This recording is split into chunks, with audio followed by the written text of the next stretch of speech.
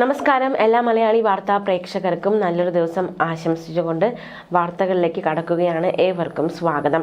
കേരളത്തിൽ ഇനി തിരഞ്ഞെടുപ്പ് കാലമാണ്. അതിനിടെ പുതിയ കളികളുമായി ശശി തരൂർ. മുതിർന്ന BJP നേതാവ് LK അദ്വാനിക്ക് ജന്മദിനാശംസ നേർന്ന് ശശി തരൂർ നടത്തിയ പുകഴ്ത്തൽ തള്ളി കോൺഗ്രസ്. ആധുനിക ഇന്ത്യയെ രൂപപ്പെടുത്തുന്നതിൽ അദ്വാനിയുടെ പങ്ക് നിർണായകമാണെന്നായിരുന്നു തരൂരിന്റെ പ്രസ്താവന. LK അദ്വാനിക്ക് 98ാം പിറന്നാൾ ആശംസ നേർന്നുകൊണ്ടുള്ള ആശംസാക്കുറിപ്പിലായിരുന്നു പുകഴ്ത്തൽ. ഇതിനെതിരെ വിമർശനമുയർന്നപ്പോൾ ചൈനയുമായുള്ള യുദ്ധം മാത്രം പരിഗണിച്ച് നെഹ്റുവിനെ അടിയന്തരാവസ്ഥ മാത്രം പരിഗണിച്ച് ഇന്ദിരാഗാന്ധിയെ വിലയിരുത്തരുതെന്നും അതുപോലെയാണ് അദ്വാനിയുടെ സംഭാവനകളെന്നും തരൂർ പറഞ്ഞു. ഈ പ്രസ്താവന കോൺഗ്രസിനെ കൂടുതൽ ചൊടിപ്പിച്ചിരിക്കുകയാണ്. എപ്പോഴത്തെയും പോലെ തരൂരിന്റെ പ്രസ്താവനയോട് വിയോജിക്കുന്നുവെന്നും കോൺഗ്രസിന്റെ അച്ചടക്കവും മൂല്യങ്ങളും ഉയർത്തിപ്പിടിക്കാൻ പ്രവർത്തക സമിതി അംഗമായ തരൂരിന് ബാധ്യതയുണ്ടെന്നും പാർട്ടി വക്താവ് പവൻ ഖേര ഓർമ്മിപ്പിച്ചു. മുതിർന്ന BJP നേതാവ് LK അദ്വാനിയുടെ നീണ്ട വർഷങ്ങളുടെ സേവനം ഒറ്റ സംഭവത്തിലേക്ക് ചുരുക്കുന്നത് നീതികേടാണെന്ന് ശശി തരൂർ പറഞ്ഞിരുന്നു. LK അദ്വാനിക്ക് ജന്മദിനാശംസകൾ നേർന്ന പ്രസ്താവനയുടെ പേരിൽ ഉയർന്ന വിമർശനങ്ങളെ ശശി തരൂർ തള്ളി.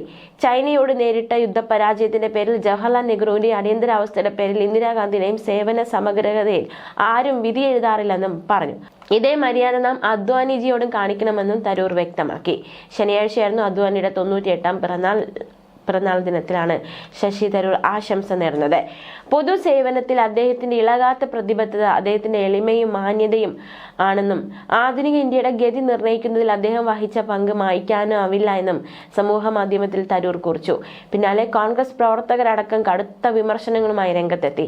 1992 ബാബറി മസ്ജിദ് പൊളിക്കുന്നതിലേക്ക് നയിച്ച 1980കളിലെ രാമജന്മഭൂമി മുന്നേറ്റത്തിന് നേതൃത്വം നൽകിയത് അദ്വാനിയാണ്. രാമക്ഷേത്രത്തിനായി അദ്ദേഹം നടത്തിയ രഥയാത്രയുടെ കാലത്താണ് BJP ദേശീയ രാഷ്ട്രീയ ശക്തിയായി വളർന്നത്. ശശി തരൂർ പതിവ് പോലെ അദ്ദേഹത്തിന് വേണ്ടി മാത്രമാണ് സംസാരിക്കുന്നതെന്നും ഈ പരാമർശങ്ങളിൽ പാർട്ടിക്ക് ബന്ധമില്ലെന്നും കോൺഗ്രസ് വ്യക്തമാക്കി. അദ്ദേഹം ഇപ്പോഴും കോൺഗ്രസ് MP ആയും പ്രവർത്തക സമിതി അംഗമായും തുടരുന്നത് പാർട്ടിയുടെ ജനാധിപത്യ ഉദാരതയാണെന്ന് പ്രതിഫലിപ്പിക്കുന്നതെന്നും കോൺഗ്രസ് വക്താവ് പവൻ ഖേര പറഞ്ഞു. ശശി തരൂരിന്റെ പല പ്രസ്താവനകളും കോൺഗ്രസിനെ വെട്ടിലാക്കാറുണ്ട്. അതിനിടെ പൊതുപ്രശ്നത്തിലും തരൂർ രംഗത്തെത്താറുണ്ട്. ഡൽഹിയിൽ ദിനംപ്രതി വായു ഗുണനിലവാരം മോശമാകുന്നതിൽ ഡൽഹി സർക്കാരിനെ ശശി തരൂർ പരിഹസിച്ചു. ഡൽഹിയിലെ വായു മലിനീകരണത്തെക്കുറിച്ചുള്ള തന്റെ ഒരു പഴയ സാമൂഹിക മാധ്യമ പോസ്റ്റ് പങ്കുവച്ച് ഇപ്പോഴും പോസ്റ്റ് പ്രസക്തമാണെന്നായിരുന്നു തരൂരിന്റെ പരിഹാസം. പ്രതീകാത്മകമായി സിഗരറ്റുകളും കുത്തബ് മിനാറും വെച്ചിരിക്കുന്ന സിഗരറ്റ് പാക്കറ്റിന്റെ ചിത്രത്തിന് സമീപം ഡൽഹി ആരോഗ്യത്തിന് ഹാനികരമെന്ന് കുറിച്ചിട്ടുള്ള കാർഡ് ഉൾപ്പെടെ എത്ര കാലം നിങ്ങൾ സിഗരറ്റിലും ബീഡിയിലും സിഗാറിലുമായി ജീവിതം തള്ളി നീക്കും, കുറച്ച് ദിവസമെങ്കിലും ഡൽഹി NCRൽ ചെലവഴിക്കൂ എന്ന പരിഹാസക്കുറിപ്പാണ് 6 കൊല്ലം മുമ്പ് തരൂർ പോസ്റ്റ് ചെയ്തത്. ആ പോസ്റ്റ് റീപോസ്റ്റ് ചെയ്തുകൊണ്ട് 6 വർഷത്തിന് ശേഷവും അതേ നിസ്സംഗത ഈ പോസ്റ്റ് ദുഃഖകരവും നിരാശാജനകവുമായി ഇപ്പോഴും പ്രസക്തമായി തുടരുന്നുവെന്നാണ് തരൂർ കുറിച്ചത്. 2019 നവംബറിലാണ് തരൂർ ആദ്യ ചിത്രം പോസ്റ്റ് ചെയ്തത്. സർക്കാർ മലിനീകരണ നിയന്ത്രണ നടപടികൾ സ്വീകരിക്കുന്നതിനിടയിലും കഴിഞ്ഞ ഒരാഴ്ചയായി ദേശീയ തലസ്ഥാനത്തെ വായു ഗുണനിലവാര സൂചിക പ്രധാനമായും വളരെ മോശം വിഭാഗത്തിൽ തുടരുകയാണ്. കേന്ദ്ര മലിനീകരണ നിയന്ത്രണ ബോർഡിന്റെ കണക്കുകൾ പ്രകാരം നവംബർ 8 വൈകുന്നേരം 4 മണിക്ക് എയർ ക്വാളിറ്റി ഇൻഡെക്സ് 361 ആയിരുന്നു.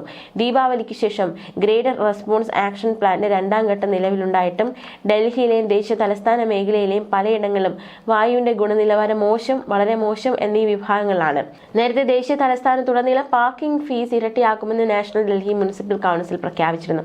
ഗതാഗതം ക്രമീകരിക്കുന്നതിനും അതുവഴി മലിനീകരണം കുറയ്ക്കുന്നതിനും വേണ്ടി DMCയും ഡൽഹി സർക്കാരും ഓഫീസ് സമയങ്ങളിൽ മാറ്റം വരുത്തിയിരുന്നു. നവംബർ 15നും ഫെബ്രുവരി 15നും ഇടയിൽ മലിനീകരണ തോത് വർദ്ധിക്കാൻ സാധ്യതയുള്ളതിനാൽ മികച്ച വായു ഗുണനിലവാരം ഉറപ്പാക്കാൻ പ്രവൃത്തി സമയങ്ങളിൽ മാറ്റം വരുത്തിയതായി ഡൽഹി മുഖ്യമന്ത്രി പറഞ്ഞിരുന്നു. സ്വിസ് നിരീക്ഷണ ഏജൻസിയായ IQARന്റെ കണക്കുകൾ പ്രകാരം ഒരു ദിവസം മുൻപ് നഗരത്തിലെ വായു ഗുണനിലവാര സൂചിക 727 എന്ന അപകടകരമായ നിലയിലേക്ക് താഴ്ന്നിരുന്നു. ഡൽഹിയിൽ ആഘോഷങ്ങൾക്ക് ശേഷമുള്ള മലിനീകരണത്തിന് കാറ്റിന്റെ പ്രവർത്തനവും കാരണമായി. അതേസമയം തിരുവനന്തപുരം കോർപ്പറേഷൻ തെരഞ്ഞെടുപ്പിൽ പ്രമുഖരെ അണിനിരത്തി BJPയുടെ ആദ്യഘട്ട സ്ഥാനാർത്ഥി പട്ടിക. ആദ്യഘട്ടത്തിൽ 67 സ്ഥാനാർത്ഥികളെയാണ് പ്രഖ്യാപിച്ചത്.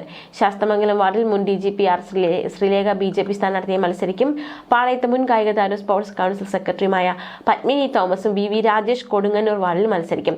തിരുമല വാർഡിൽ ദേവിമ, കരമനയിൽ കരമന അജി, നെയ്മത്ത് MR ഗോപൻ എന്നിവരും സ്ഥാനാർത്ഥികളാകും. പേരൂർക്കടയിൽ TS അനിൽകുമാറും കഴക്കൂട്ടത്ത് അനിൽ കഴക്കൂട്ടവുമായിരിക്കും BJP സ്ഥാനാർത്ഥി. കോൺഗ്രസ് വിട്ടാണ് പത്മിനി തോമസ് BJP സ്ഥാനാർത്ഥിയാകുന്നത്. കോൺഗ്രസ് വിട്ടെത്തിയ മഹേശ്വരൻ നായരും തമ്പാനൂർ സതീഷും BJP സ്ഥാനാർത്ഥികളാണ്.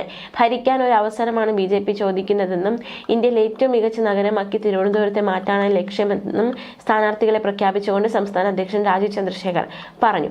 അഴിമതി രഹിത അനന്തപുരി അതാണ് ലക്ഷ്യമെന്നും രാജീവ് ചന്ദ്രശേഖർ വ്യക്തമാക്കി. ന്യൂസ് ഡെസ്ക് മലയാളി വാർത്ത.